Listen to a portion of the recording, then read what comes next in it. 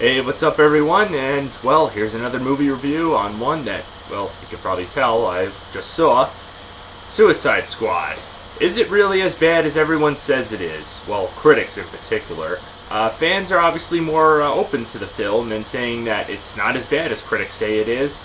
And, Christ, there's even a all-out war with DC fans against Rotten Tomatoes because of their ratings and critics and so forth. It's just complete madness with this movie. I mean, it's not only just madness with villains, I mean, it's madness between fans and critics alike. So, my opinion, I went to see it, no matter what the critics have to say.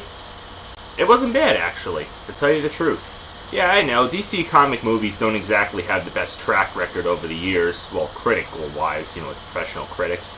And, let's be honest, obviously Marvel dominates, and this film has made a lot of money. It's so far done a lot better than Batman v Superman. Batman v Superman had a strong opening box office weekend, but then after about a week or so, it pretty much plummeted by a huge amount. So, didn't really do as well, even though I thought that was a pretty decent film despite negative reception, and this one I actually thought was a little bit better. Yes, this film technically is connected to that universe, and yes, they're obviously going to continue on with the same types of films. It's obviously going to be a whole Justice League approach. And yes, Ben Affleck's Batman and / Bruce Wayne is in this movie for about a brief period or so. So, is this film really as bad as critics say it is? Not really, as I just said. It's entertaining. Obviously, this time around, it's all about the villains, the Batman villains to be exact. Not every single one, but good amounts. I mean, you got the Joker, you got Harley Quinn, you got Killer Croc, El Diablo, Captain Boomerang. Yeah, they all come together, and obviously, what do you know? They get, freed from prison, and some of their sentences are shortened a little bit in exchange for going on a dangerous mission to protect mankind against what we thought was terrorists, but not to spoil too much in this film, but I think this is where the film is kind of lacking a little bit. The thing that they're not going all out against terrorists, it's against this Enchantress type of thing that's, creates like this parallel world where they're about to destroy humanity. This, I think, was a little bit the weak part of the story, and I felt it should have been better. I thought they were going to travel the world and take out terrorists, like in an all-out war and stuff. I thought that would have been cool, but you don't really get too much of that. Now, first of all, the fight scenes are really good in this film, and the performances are really good as well. I was a little iffy on seeing a new Joker. I mean, Heath Ledger's Joker from the Dark Knight trilogy was one of the best ever. Anybody can agree with that.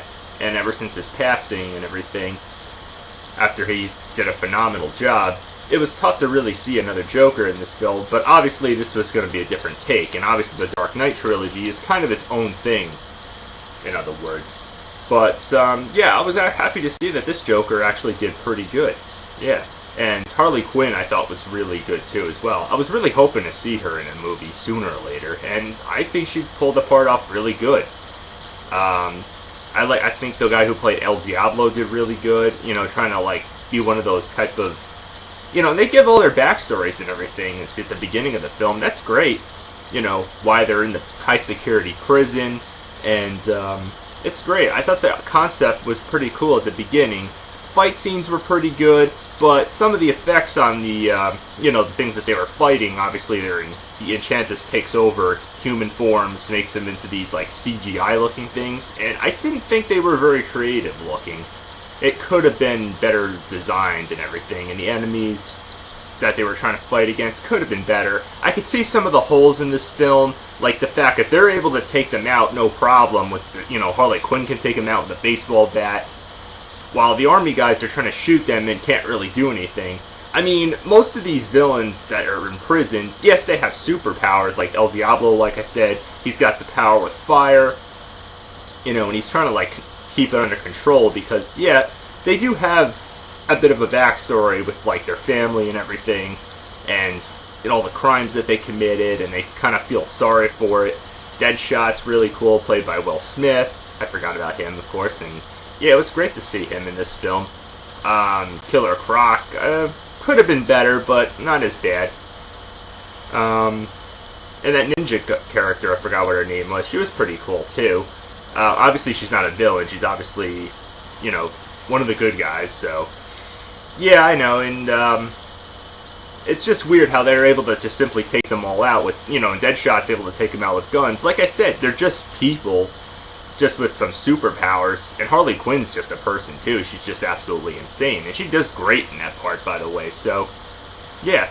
The fight scenes are good, and it's got a lot of action and plenty of good humor in the film too as well, especially out of Harley Quinn and the Joker. I mean, the relationship between them two is pretty well portrayed in the film, but some people may complain you don't really get enough screen time with the Joker, so that's to be criticized from anybody, to be exact. But overall, I'd say the film is a pretty decent fun time. It may not be an A+ material, but it's definitely a lot better than critics make it out to be. And, well, okay, yes, this movie's in 3D and IMAX 3D, but do I have to say much about it? Don't even bother with the 3D. It's just not worth it. Save that extra $5 for a bag of popcorn or something. I mean, it's not worth it, especially in IMAX. May add more depth to the picture, but yeah, just skip it. And yes, there is a scene during the middle of the credits. I don't think I have to really go into too much detail with that. So, otherwise, I'd say a little bit better than Batman vs. Superman, being that it's, well, not only a lot more action and character depth and performances, but, well, it's actually obviously half an hour shorter. So, yeah. In other words, don't listen to critics all the time. Voice your own opinion, people, just like I said with X-Men Apocalypse. Go see it for yourself. If you don't like it, I respect that. If you do like it, I respect that. Either way, voice your own opinion, people. Don't always have to listen to critics on this one. So, I voiced my opinion, and it is worthy of a rockin' Wii Remote Motion Plus up and a plain Wii Remote up. It's entertaining.